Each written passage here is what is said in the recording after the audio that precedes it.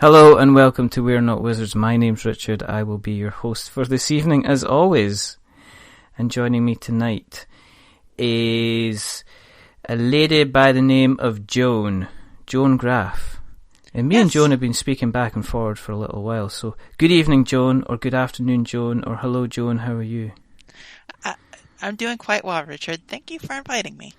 That's fine. It's because we move in the same kind of circles. We both have a common frenemy in the shape of Bryan Wade. That's right. Bryan, who's currently asking you why you're not filling out a certain piece of information for your expanded universe episode that you're going to be appearing on. Yeah, he's asking me some questions about that appearance I'm going to be having here shortly. But you know what? He's just going to have to wait. He is just going to have to wait, so I'm just going to tell him that just now. You're just going to have to wade. You got him. There's a killer blow. He's not going to get up from that one. Sometimes when we do the show, we just get people on for a chat because we have designers on, we have players on, we have gamers on, we have different types of people on. And sometimes I just like to kick back and have a chat and talk some cardboard that has nothing to do with anything else but having a good chat. Which is why Joan has said yes to coming on, and she's probably going to be regretting that within about the next 45 minutes to an hour. But we'll see. That sounds like a challenge, Richard. We shall see. For people that haven't listened to the show before, thank you for coming on. Welcome. Have a chair. There's drinks and biscuits out in the foyer. Make yourself at home. The reason that we do this is because we are still running the same joke that we think that there are not enough podcasts out there about board games, and the other reason that we do this is because I like chatting to people and I'm generally nosy. So a good enough reason for me. It's been a good enough reason for 86 or 87 other episodes. So why spoil? I know. You're getting up there. I'm an octogenarian. Yeah. Me and Colin were talking about this the other day and saying, how did it get to this kind of number of episodes? And it's like, well, because I keep kind of having a conversation and then just going, just come on the podcast. And people keep saying yes. But do you have any special plans for episode 100? Secret? No. I was thinking, no, I don't know. I think we might have, I've no idea. Do you know what? It's one of these things you don't even plan. Because it's like I was saying, well, we'll do something special for episode 50. And we had a guest on it and it was special. So that was special enough for us. And then it was like, well, 75 is a good one. So we'll do something for that. And then we did have a guest on and it wasn't anything we didn't announce it. So for episode 100, I don't know, I'm willing to take on ideas. You know, we'll just see. We'll see what happens. But we're not here to talk about me. We're not here to talk about podcasting. We're here to talk about cardboard. We are here to talk about. I'm glad you're kind of keeping me on the straight and narrow. Thank you. But we want to hear about your history. Yeah. So you just want to hear about where I started with them board games? Yeah, I want to delve into the past. I want to have a little peekaboo at the present, and then we can even take a view to the future and see what is kind of there. So if you want to tell us a little bit about your history. So I've been playing games for about as long as I've been capable of it. I played with my father's brick of an original Game Boy as soon as my little hands were capable of holding it. Okay. I played games like Kirby's Dream Land, and that's not quite the sort of game we're talking about, but I'm just trying to say way back I've been playing games. So when did you take your first steps into the cardboard realm then? So my family's always been really into games as well. My dad had a Game Boy around, so we had kind of the stock standard Monopoly, Clue, all that sort of stuff, Chutes and Ladders and the Game of Life around when I was real little. And whenever I'd go to visit my grandparents, both of the sets of my grandparents had a lot of really old games. So we had this weird ninny chess game called Smess, and we had the Mad Magazine game where it's like Monopoly but you're trying to lose all your money. So we had a pretty good smattering of just odds and ends, even when I was 4, 5, 6 years old. And as me and my sister grew up, we started accruing our own games. And so my mom got a nice retro mix of stuff like Battling Tops to some of Games Right's early stuff. So we had Mummy Rummy and this Way of the Samurai game. And that's, in my late childhood, early adolescence. So even from a pretty young age, we were playing stuff that was a little bit beyond, the most standard sort of, that's drudgerous sort of board game. Yeah. But I didn't really think of board games as more than just a little way to have some fun with family, which it still is to this day, friends and family. I mean, it's a great way to pass time. I'm sure that we both agree. But in high school, I went over to a friend's house, and he was like, okay, Joan, we and all of our friends are going to play a great big game of Arkham Horror. Oh, okay. That's a heavy game to kind of get into. So at that point, everyone besides me had played at least several rounds of it, so there wasn't a lot of confusion in the rules, and there was just kind of a lot of, okay, this is what happens next, and some recommendations for what I should be doing, because I didn't really know what was up, because I've never played something with quite that many moving parts. Yeah. But I got into it. And shortly thereafter, I got some of the other games like Catan or Munchkin that are kind of, sort of... They're becoming like the Monopoly of board games. Yeah. And sort of working as an introduction into the broader world. Mm-hmm. And as I played things, I enjoyed them, and I started, following... Well, really, my friend had a lot of these games, and I was, playing them at his place, and then I started following around. I think one of the big ones for me has been Shut Up and Sit Down. Yeah.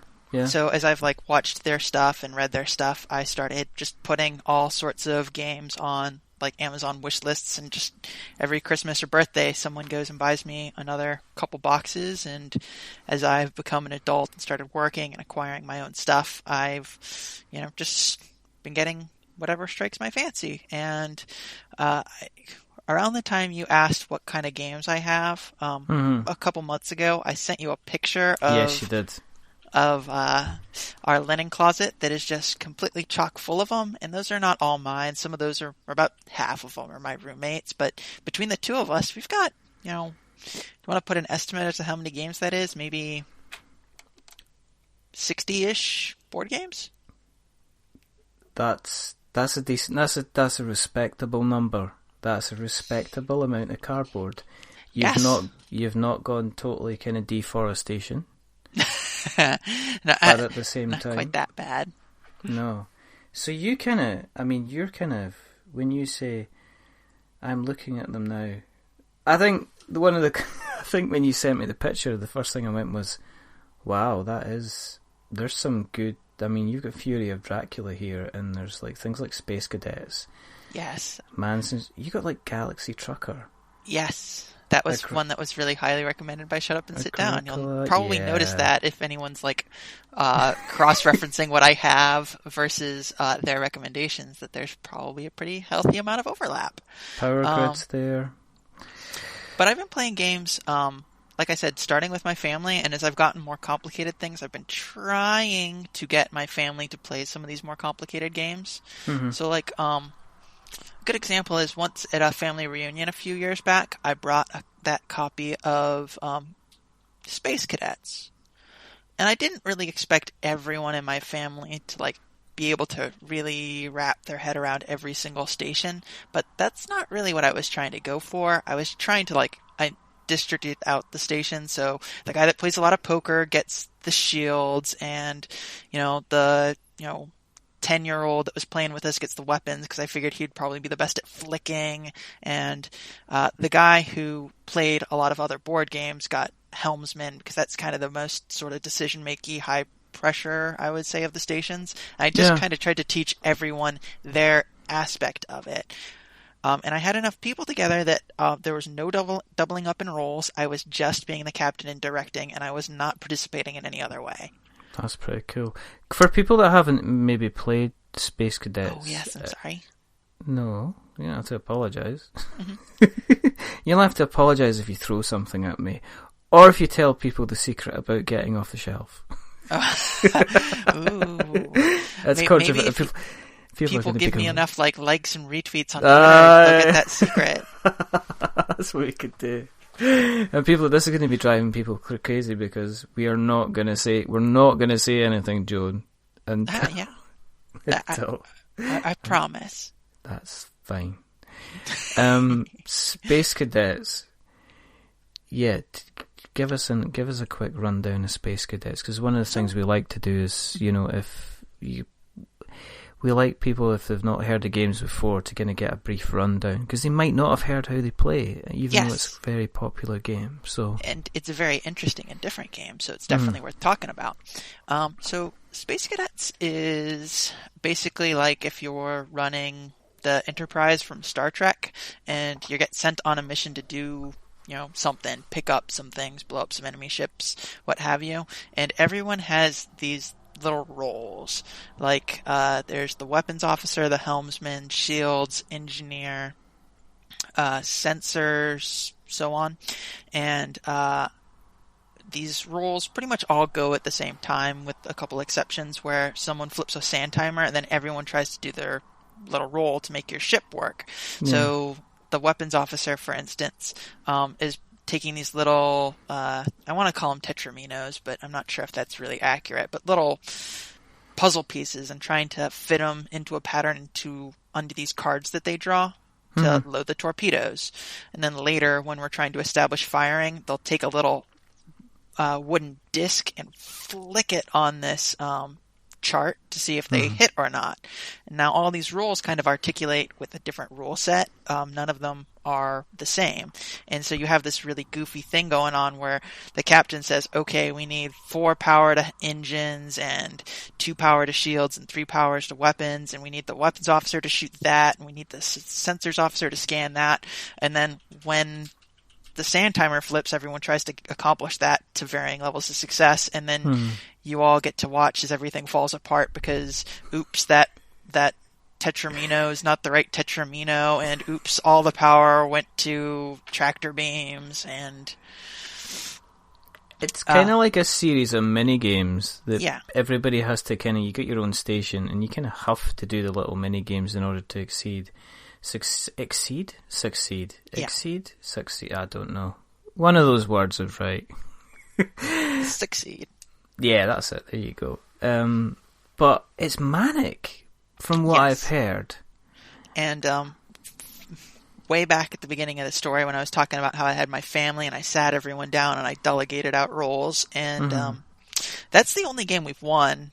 Like I've ever won. Like all my games with serious gamer friends who are all like, oh, we're into board games, or we crush Pandemic Legacy, and so on and so forth. We've never won. But when I got my family and I gave the weapons flick into the little 10-year-old, it came together. And so my dad's been trying to get me to get my friends together so he can sit down and play another round of Space Cadets. Really? Yeah. How do you think that's going to go? Is he going to be is he going to be captain though, or are you going to be captain? Oh, I think captain pretty much every time. Maybe I should let someone else have a go. Yeah, but what would you do instead though? I mean, what kind of role would you do instead on the bridge? I think engineering would work all right. I mean, I flunked out of school for that, but I think I'd do all right in a board game. We just have to see. It's always funny to see board gamers kind of really, the serious guys kind of go, no, this is how you do it, and then somebody that's never played the game before going, oh, I just did that instead, and it kind of worked. Yes. And there's all kinds of rage and stuff like that. It's great. Yeah, it's fun. It is fun. Is there anything that you've said you've got an Amazon wish list? I've got an Amazon wish list as well, but it's ridiculous. It's like the GDP of a small country. Oh, at least you have a lot of room for people to give, right? That's what. Yeah, exactly. Just if you want to make us happy, go and send us something nice. No, I wouldn't do that. I don't know. I'd feel kind of weird if you kind of went, oh, here's my Amazon wish list, and then somebody sent you something, because you'd be like going, okay. But we'd have to see. I saw in your collection, moving away from trying to drop subtle hints about people sending me free stuff, you got Twilight Imperium there as well. Oh, yes. Twilight Imperium is one that me and my current roommate, when we were in college, we actually went to the local game store and we split it 50-50. And have you played it? I've played it, I would say 4 times. You managed that many times with Twilight Imperium, and how long did it take to set up? The setup isn't as bad as the playtime. The setup is maybe 30, 45 minutes. It's the playtime that's like 5 hours. I don't know. There's board gaming, and then there's like, that's board gaming with a capital B.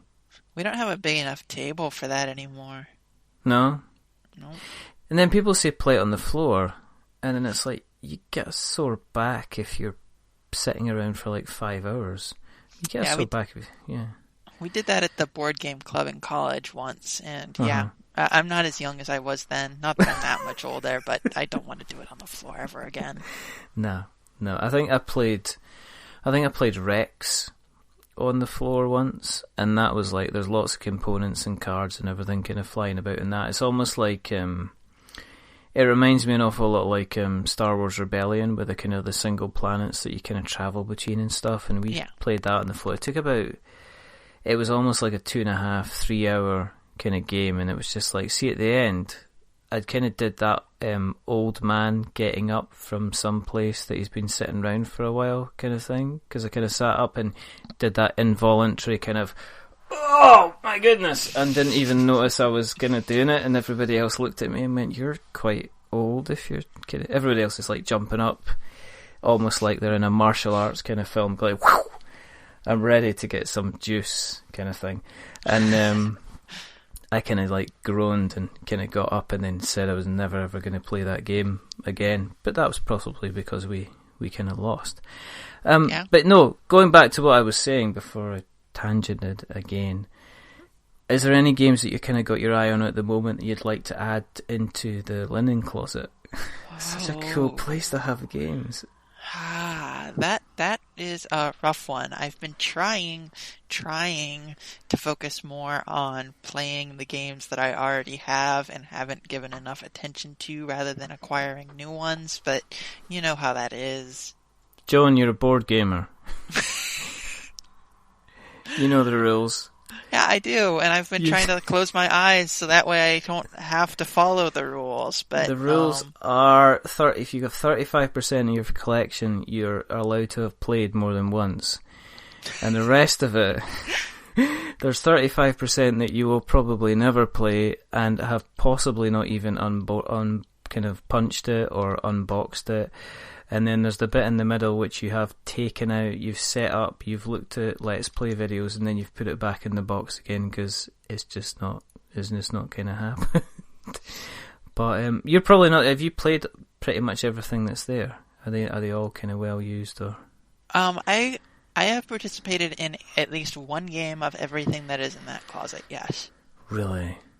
Not all of them I would say are well used, but over the quite many years that I have been friends with Joey, we have probably played Arkham Horror maybe 20, 25 times. So some of those are really well used. That's pretty decent. What's your favourite game out of the collection that you've got there? Oh, that's a very hard question, Richard. Well, come on, this wasn't going to be, this was, when I said this was going to be a nice friendly chat, I lied. You got me. Yeah, I know. Probably top 3. One of the games that brings me the most joy to get off the shelf, even if it's not the most mechanically robust, would be Bang. Oh, yeah. And that's one that I've played with my family a lot. It's one that we played in our college flat a lot, where it's just like, hey, we have 4 people here. Does anyone want to play 20 minutes of Bang? And then we would just play like 3 rounds of Bang really fast because we all knew the rules so inside and out that we could just like shoot through rounds like it was nothing. And so I have a good amount of fond memories playing that in a couple of different situations, and I'm always happy to play another round. Anything else out of there? What would be the second one? Oh, no, I figured out the real answer. This is the real here we go, answer. here we go. Are you ready? So, okay, I'm ready. Pandemic Legacy. Legacy. No, really? Sorry. That's okay. I got too excited. I remembered Pandemic Legacy, and I was like, oh gosh, that game. How could you even forget it in the first place if you have it there? Oh, yeah, I know. It's because I've beaten it, and we finished it, so it's kind of been shuffled out of the, this is a thing I need to do. And now it's in the, firmly in the, these are good memories, but not anything that's going to happen in the future. But have you not, because is it not a case you can play the game, you can play Pandemic on it anyway, or have you, does playing Pandemic Legacy, does it take away the flavour of wanting to play normal Pandemic?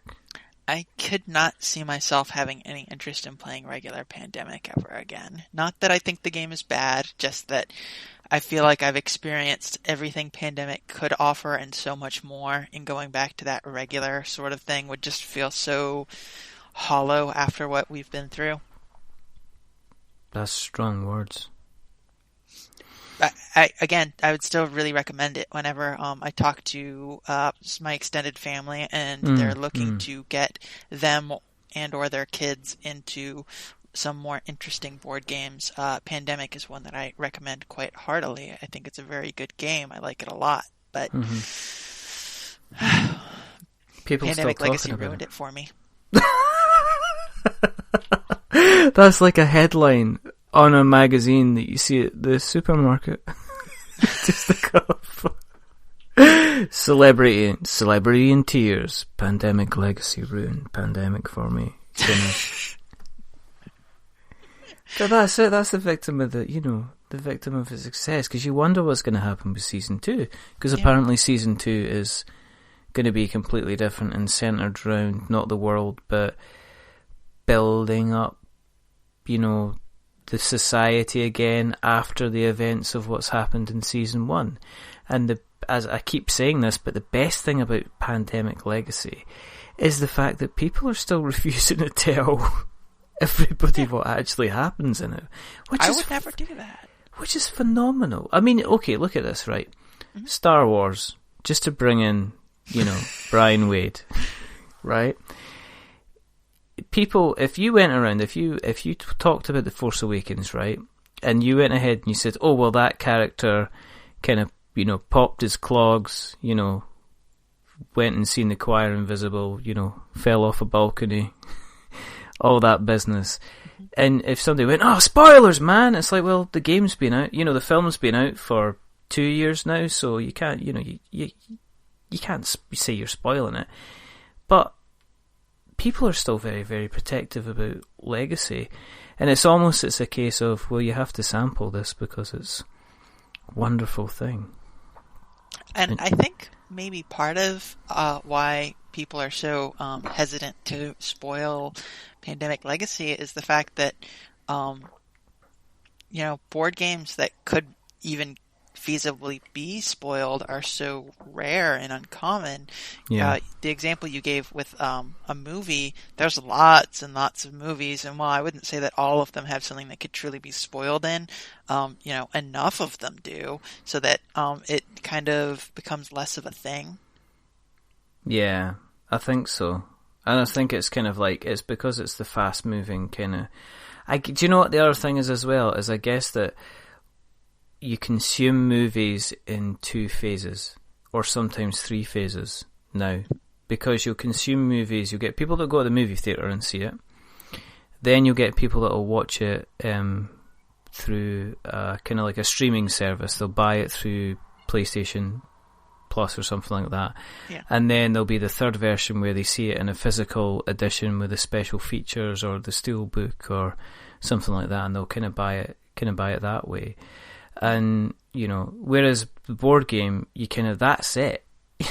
you kind of get it, and there's not going to be special. There might be a special edition, but you have to buy another experience, if you know what I mean. It's kind of like I've got Viticulture sitting on my chest of drawers, which the mic is sitting on top of, and it's the Essential Edition. Now, the Viticulture Essential Edition is Viticulture, but it's got rules and mechanics from the Tuscany expansion, and it's also got some of the stuff from the Viticulture Second Edition. But so basically, it's a completely different kind of experience. So kind of there you go. But we'll see what happens with Pandemic. I take it Pandemic Legacy Season 2 is just like a given. That's going to be arriving. You're going to be chucking other things out the closet, the linen closet, just to having it fitting into giving its own little space. Yeah, that's right. Fantastic. That's good. Speaking of Star Wars, yes, because we jumped. I don't know why we jumped into. I jumped into Star Wars because Bryan Wade. Yeah, that's right. You needed to make sure you brought up your favorite wizard. Yeah. Sorry, I just can't. No, still getting over him. You have been playing Star Wars RPG or RPG. Yeah. Am I correct? And what's that? Is that Edge of Darkness, or is that Edge of the Empire? Is right. The first one. Mm-hmm.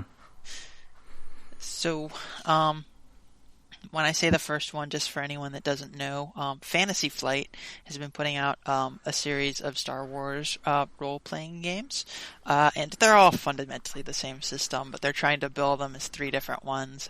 Edge of the Empire, which is kind of focused on, smugglers and bounty hunters and, just various people outside of it. Age of Rebellion, which is, focused on the rebels and, kind of, more stuff that you would expect to see happening in the primary movies. And then, excuse me, I don't remember the last one. Something about the Force. All right. And that one's where it actually introduces all the rules for Jedi and Sith, and you have that sort of thing going on.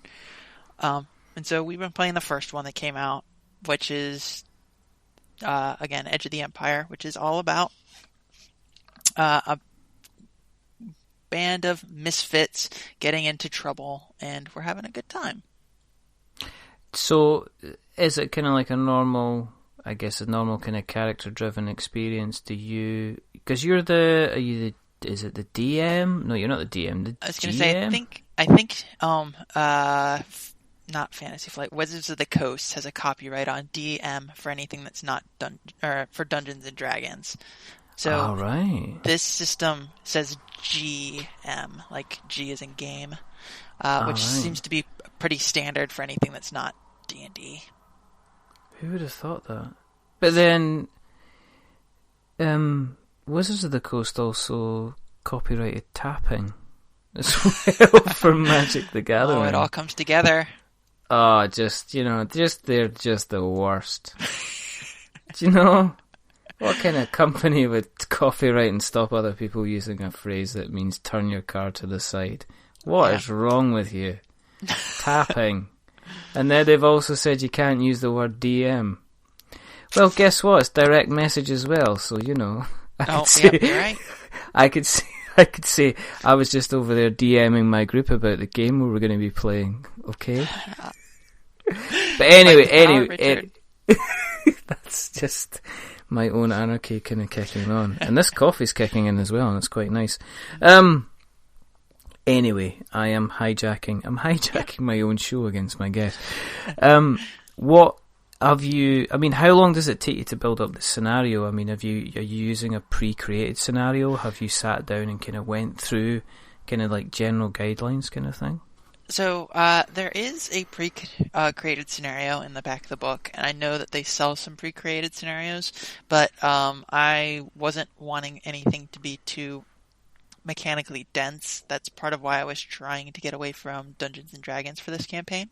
Mm-hmm. So I'm not using anything that is pre-made. I had kind of an idea mostly for an antagonist that I thought was going to be interesting for a Star Wars campaign, and then sort of put some loose skeleton of events that I was interested in having. And I kind of put the players down. They told me who they were. I kind of told them where they were, why they were there, and gave them a job, and then just kind of kicked them out the door. And then they, just kind of wandered from the cantina around and slowly started meandering through a puzzle that I set with no particular route in mind through it, because I wanted them to, do their own thing. And so I don't have that much written out, because I prefer to be a little bit more flexible, because I don't want anyone to feel, like their ideas and their role playing and whatever cleverness that they can come up with is being stifled. Yeah. But I mean, so you're quite quick. You have to be very quick thinking for that then. Either quick thinking or very willing to be like, excuse me guys, give me a second while I think about this. All right, okay. So it's a little mix of both. Yeah. Okay. I play D&D, is it 5th edition? I don't know. It's the mine thing, the mine one starts with a PH. And it's good fun. But then I obviously have a tendency, I've decided my character takes everybody really literally when they say something. Do you know what I mean? So we were going up to like a castle, and the comment kind of went along the lines of, I'm playing an orc, but I'm not the stupid orc, I'm just quite simple. So if somebody says go and break down the door in a sarcastic tone, that's what I'm going to go and do, because I think I'm doing the right thing. So that's kind of happened. I mean, do you have to take in? Do you change where the story? Where the story is generally going, but do you have to look at changing facets of the story based on the kind of the characters that are coming out during the game itself? So, when I said that I didn't do a lot of planning part of that, especially in the beginning, where I was just like, okay, I have, y'all need to go into this factory and figure out a mystery inside the factory, but I don't really have, like, are you guys going to pretend to be Imperials? Are you guys going to, pretend to be workers? Are you just going to sneak in? I didn't really have any of that sort of stuff in mind. I had some, like, blocks around for them to mess with, but part of why I left it so open, especially in the beginning, was so that these characters could kind of come out and try to manifest a little bit. And as people have been coming together, I've been just creating a little bit more stuff, or trying to create a little bit more stuff that speaks a little bit closer to the particular character's motivations. For instance, I have one player who's playing a smuggler who owes money to the Hutts. And so, of course, in Chapter 2, we're going to go and deal with a Hutt that he owes money to. Cool. And the entire time he's freaking out and like, oh my gosh, why am I here? I shouldn't be in this sector of the galaxy. What's happening? Why did the rest of you dragging me here? And just kicking and screaming. And I'm okay with that. Do you ever kind of like have quick asides with some people to say, okay, this is what you should be thinking, or do you let them have their own reasons for doing things and kind of motivations and stuff like that? So in the very beginning, when after we'd had our session 0, where everyone was kind of setting out the basics of their character, both mechanics and role-playing with one another. I did try to go to every single player and have a little bit of, okay, here's maybe some stuff that didn't get disclosed in that last section that might be kind of interesting or cool, and if you are willing to play along with this, it will probably pay off in the long term. And if you're not okay with that, that's perfectly fine, and I will, figure it out.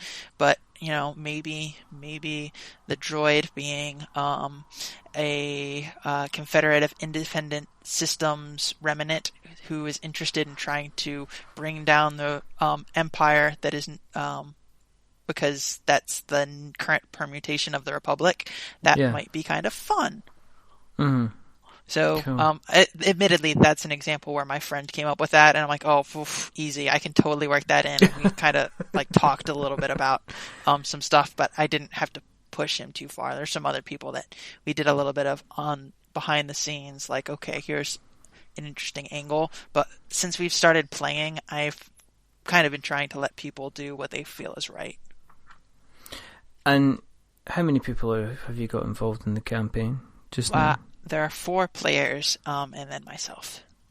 Oh, that's pretty cool. Because it's a good balance as well. I've seen groups, like big groups. Yeah.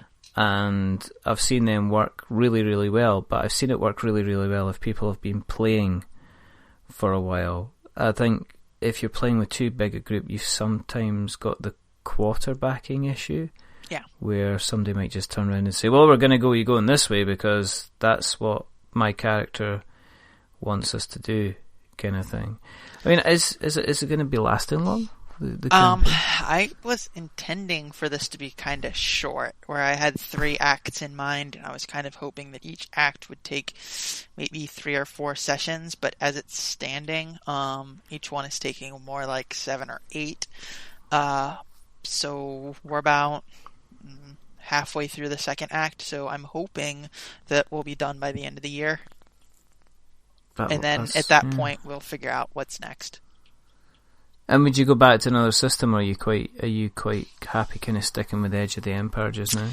I think that Edge of the Empire is really interesting. I've enjoyed playing with it, but I think it's really fiddly in a way that Fantasy Flight can be a lot of times, where there's too many skills for too many things that are too close to one another, and the way that the dice end up working tends to be a way that doesn't feel quite as normalized as the way that a D20 plus a modifier can feel. Yeah. So I'm not unhappy with it, and definitely if someone's looking for something that's really steeped in Star Wars, it's pretty neat. And the custom dice are kind of a blast to try to interpret. And it is a little bit more flexible in the storytelling, I would say, but it's still a little bit more fiddly than I was looking for just a storytelling system, but not quite fiddly enough to have any sort of satisfaction in building a character like you can in some of the crunchier D&Ds. So I think it kind of hits a kind of unhappy middle ground, if I'm being honest. Oh, that's a shame. Do people really get into the character? Do you have people that kind of put on voices and stuff, or? Oh yes, the guy that's playing the droid totally does the weird stilted droid delivery in every line that he's saying, where he kind of has that mechanical, hello, I am TX-118. It is a pleasure to meet you. And that's just all of his deliveries, and it's great. Do you do any yourself then? Do you tend to kind of sit there, or do you just kind of just deliver the lines as normal? Because we were... yeah. Finish your thought. No, it's just that we had... I had Callan from the Playful Gnome, and he says he played a character called Keegan, who was a gnome. And I said, well, do you do a voice? And he says, yeah, Keegan just speaks with my voice, kind of thing. So I guess it's... he's from a kind of the southeast coast of England. So he talks he's well spoken. So it's trying to imagine some kind of roguish mage gnome kind of thing, of going around kicking ass and then going, oh, terribly sorry, chap. Didn't mean to blast you into oblivion there, kind of thing. I mean, that sounds really entertaining. Yes, I try to do voices, especially for things that feel very appropriate. Like recently, the party has been playing with a Jawa, and so I, pitch up my voice and talk real fast, and like, hey, what's up? I'm Harriet, the Jawa, and hey, you guys want to get out of here? Maybe you go to the bar, go get a drink. Like, hey, what's up? Something that feels about right for a Jawa to me. Could you do Bryan Wade? No. I don't do impressions, just character voices. No, there you go. I don't think anybody could even do an impression of Bryan Wade either. He's getting a lot. He's messaging me at the moment. Because this is the whole thing. He's still wanting you to finish your notes off because of his road trip. He's gonna kick my ass when he sees me because I've just said, "No, Brian. No, you're okay. No." He's just so gonna be so annoyed. He's writing to me in capital letters. Richard, give Joan back. She's that's what he's saying. Yeah, that's what he's saying. He's saying that I need to get this ready for my. I need to get stuff ready, and you're kind of impinging on my ability to get on with my organisation. It's like, yeah, I know, but now, I mean, obviously, no, we don't want to be doing that. We don't want to be the nasty person, Yeah, you gotta be sweet and positive, right? Yeah, exactly. Exactly. You don't want to be the type of guy that would maybe say, I don't know, register a domain name wearedefinitelywizards.com so it ends up going to your website. I mean, who would do that? I don't know. Maybe like someone like Jeremy Greer? Maybe somebody like Jeremy Greer. Yeah, he did that. I don't know. I don't know. You don't know who's the master and who's the minion in that kind of relationship if they're feeding off each other. But speaking of minions... Oh, segue. Yeah, you got it. There you go. Me and Colin spoke about Mechs and Minions oh my goodness, it's like, I was checking, is it that long ago? And it's like, no, it's about 8 or 9 episodes ago, or the other week, as it's also known as. But you've been playing Mechs and Minions. I am planning on playing lots more of it tomorrow. But how far are you in the campaign for Mechs and Minions? Honestly, we have not played as much as I would like. We are 2 missions in. That said, I am still having a total blast. Have you been going back and playing the missions over again just to see the different results, or what have you? Have you just been playing kind of like a couple of games at a time? We have just been playing the games each round until we win once, and then we've been moving on. So I guess I've technically played more than twice, but yeah. Okay.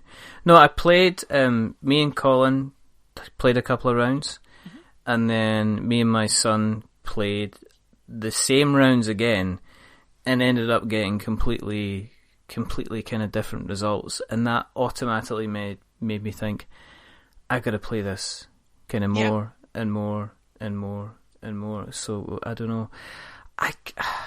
I'm kind of interested to see. Is it your copy of Mechs and Minions?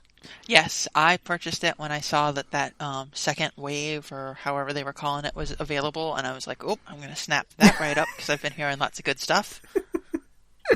It's quite a good box because its size of the box means that if you're looking to do any kind of cardio or fitness, you can use that box in order to kind of stretch and tone at the same time, because this thing it's huge. It's kind of like the size of Twilight Imperium. Oh yes, and it's heavier. I know, it's just absolutely massive in terms of the stuff that you kind of get from it. But do you know what's unusual about it is that it's kind of like it's a video game company that's put it together. Yeah. And interestingly enough, a lot of the other video game kind of adaptations that I've kind of seen, they've been okay, but the presentation side of this is just absolutely kind of phenomenal. Have you got Stunning. kind of like a favorite character? Do you play as a particular character? Oh yes, I've been playing Ziggs because man, bombs, more bombs.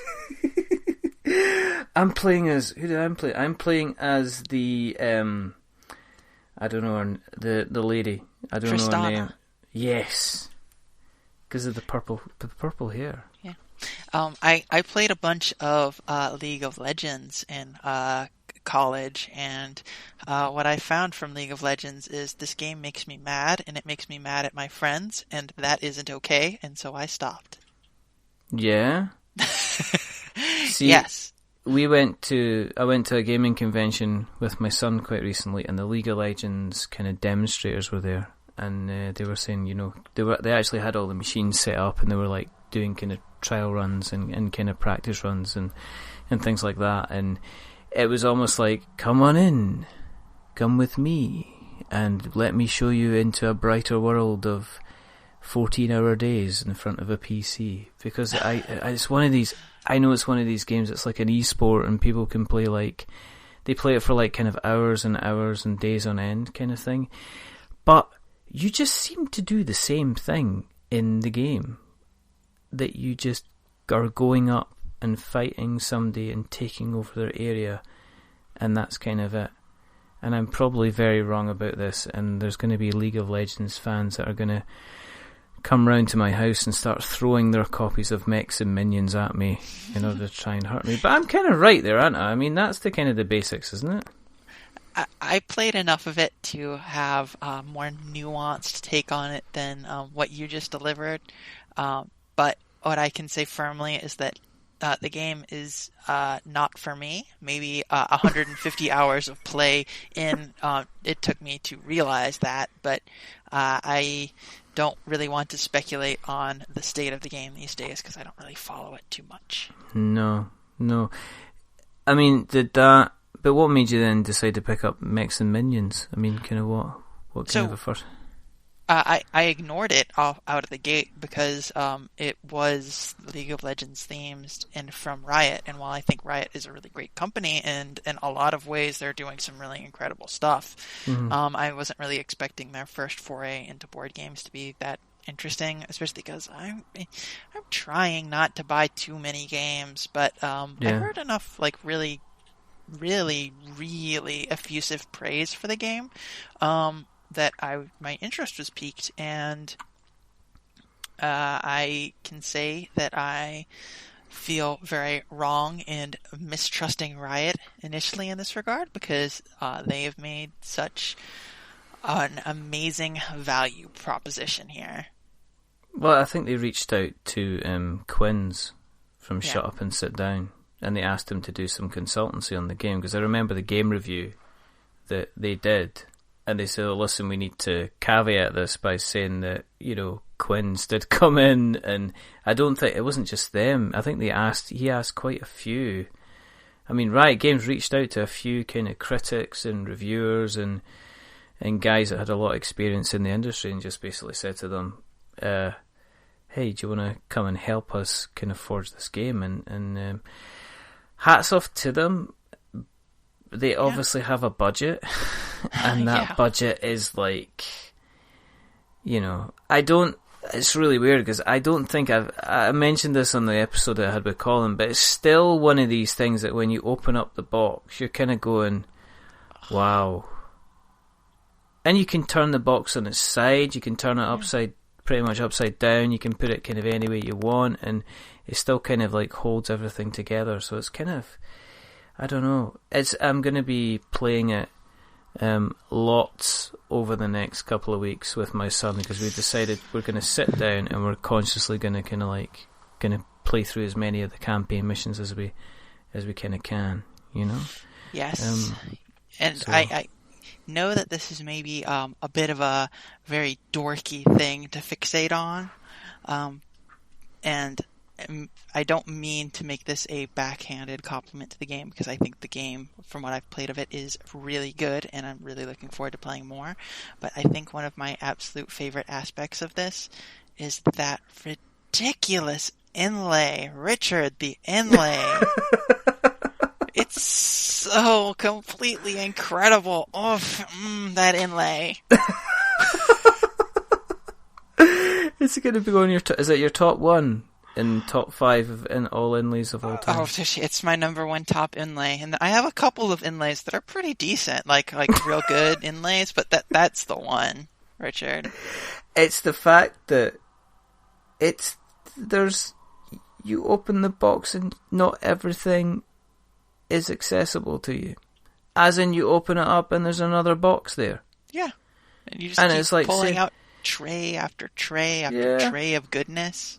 And it all fits in. And all the little minions, you can put the minions back any way you want, and they all fit in. They've taken into account all the different designs of minions. They all fit in.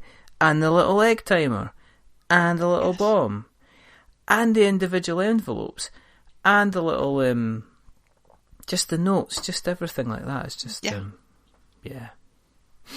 we still like it. We're going to play it lots more. Stop it, because you're thinking about that inlay again. You've got to... You'd be going out, you'd be like, okay, once you finish the show, you'll be like running over, opening the box, and just giving it a big hug, just looking at it. Pulling out the trays, giving them big hugs. Taking selfies with it. Putting it on Instagram. Sorry, Brian, I can't get back to you and answer your Star Wars questions. I gotta take these selfies with a board game. Oh, that's fantastic. Do you know what I mean? It's just that this could be us, but you playing. I mean, there's a couple of... I mean, I constantly speak about other kind of games kind of coming on. I mean, if budget was no object...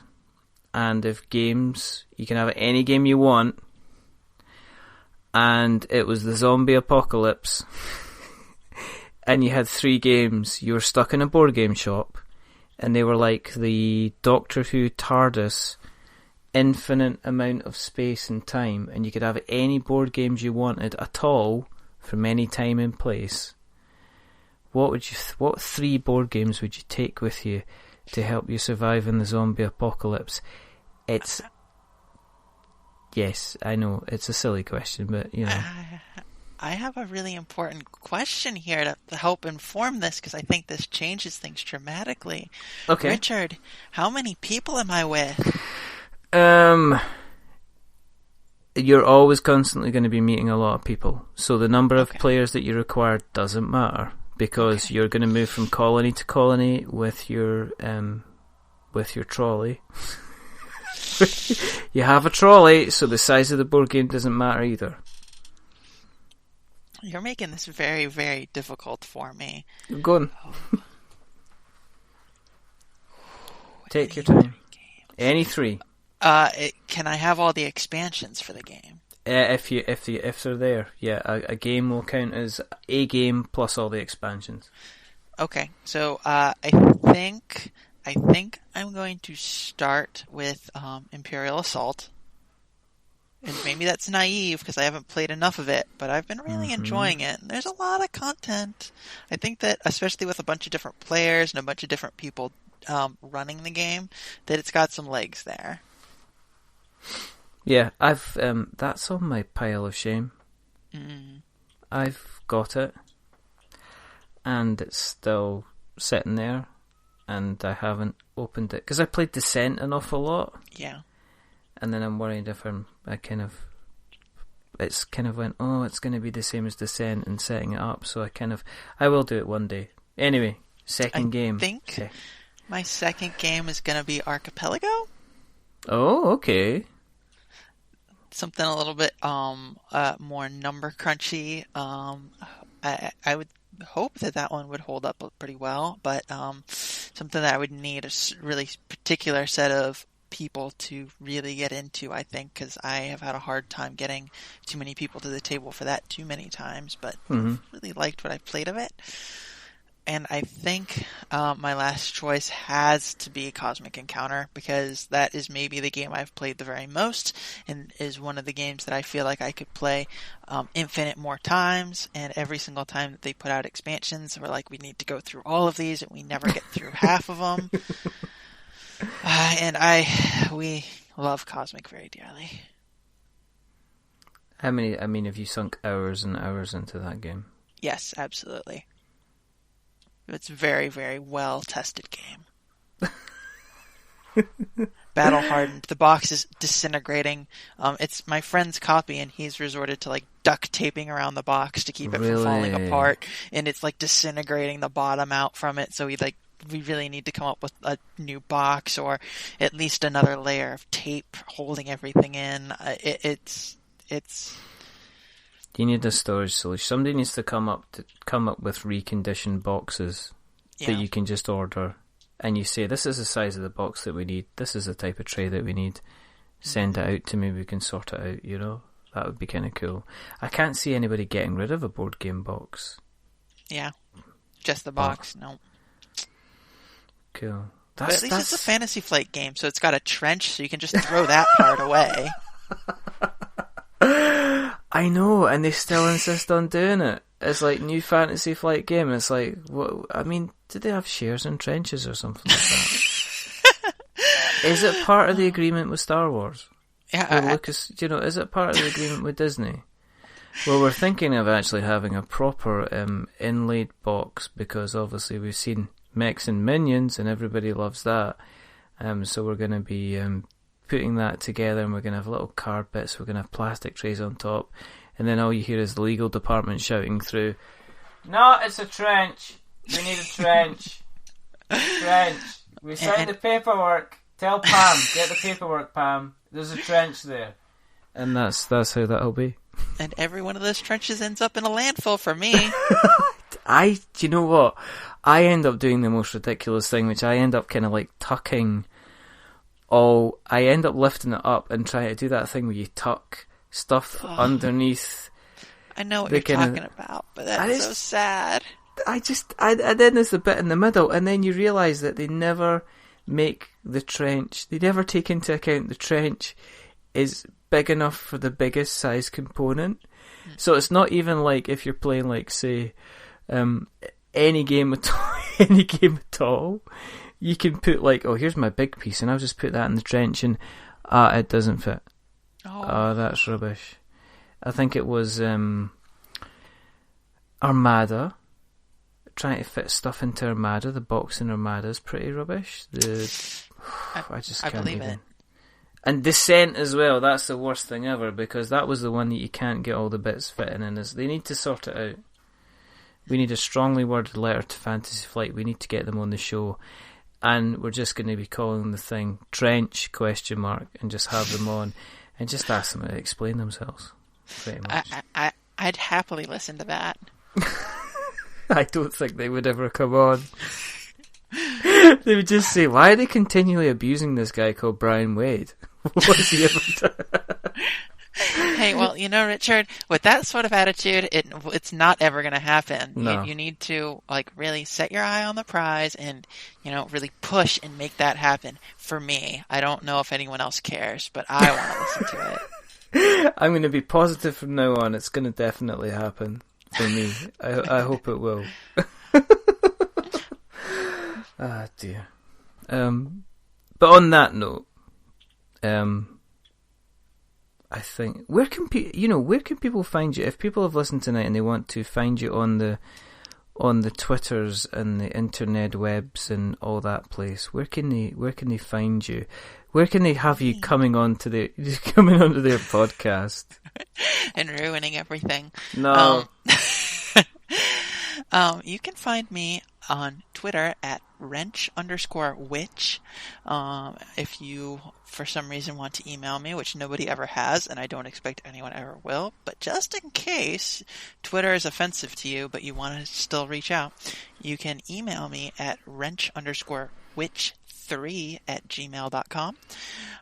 If you happen to be part of the Duckfeed community, I am on their Slack sometimes. I sometimes see you post on Tabletop, but don't post there enough myself. But I am Wrench Space Witch on that one.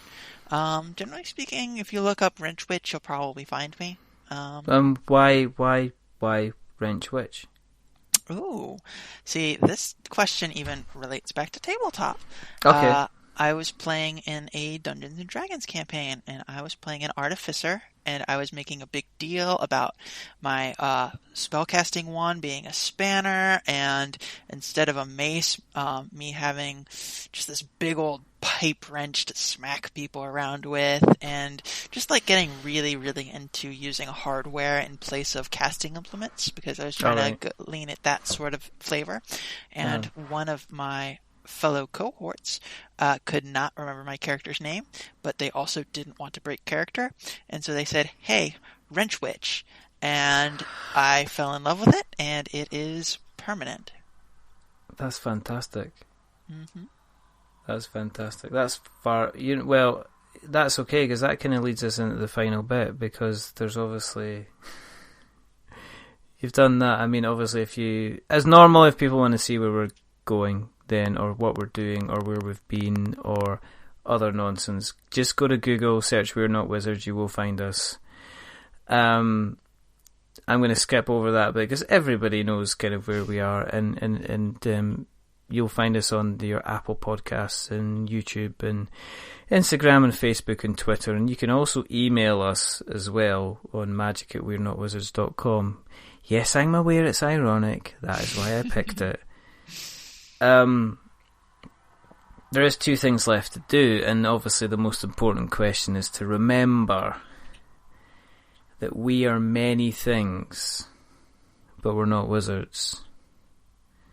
That's right, we're not wizards. A witch maybe, but not a wizard. Absolutely, there you go.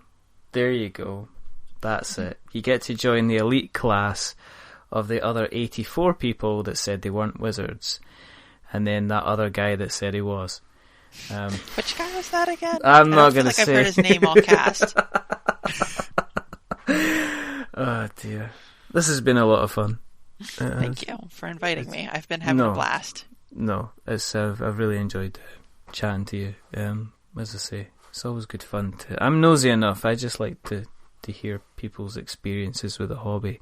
Yeah. And the second thing to do is to say goodbye. So it is a goodbye from the wonderful, the fantastic, the Mechs vs Minions pandemic legacy cosmic encounter loving lady that is Joan Graef. Say goodbye, Joan. Ta-ta for now. And it's a goodbye from me. Remember, stay safe. Roll 6s. Wholeheartedly apologise to Bryan for the amount of stick he's got this podcast. It's just one of these kind of timing things that happen. So now Joan is going to go off, and she's going to write up the bits that she needs to keep him happy. But he is a sweetheart. He is a darling, and we do like him very, very much for everything he does. But until the next time, you lovely people. This is Richard saying goodbye. Goodbye. Goodbye.